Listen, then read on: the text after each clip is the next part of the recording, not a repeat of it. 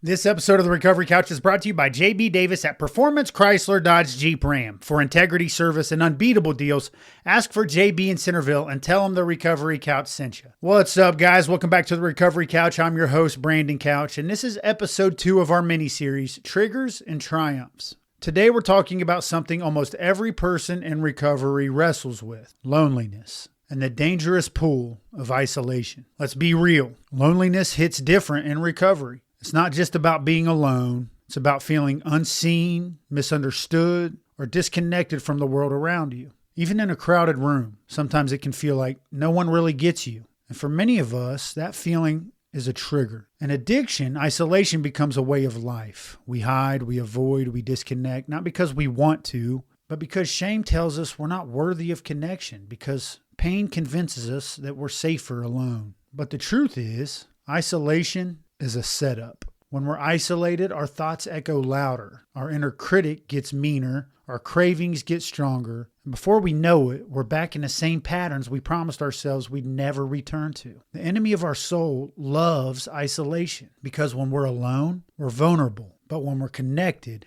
we're covered. Let's say that again. When we are connected, we are covered. Ecclesiastes chapter 4, verses 9 and 10 says, "Two are better than one. If either of them falls down, one can help the other up." God didn't design us to walk through healing alone. Recovery was never meant to be a solo journey. It's meant to be done in community, in accountability, and in fellowship. So if you're feeling alone today, I want to challenge you with 2 things. 1, ask yourself, what's underneath my desire to pull away? Is it shame? Is it fear of rejection, exhaustion? We don't have to judge our answers. We just have to be honest with ourselves. And 2, reach out. Even if it's awkward, even if it feels vulnerable, just send the text message, make the phone call, go to the meeting, find someone safe and say, "Hey, I'm not doing great today." Because that one step could be the lifeline that pulls you back from the edge. And here's the kicker. Loneliness loses power when it's spoken. Loneliness feeds in silence, but it dies in the light.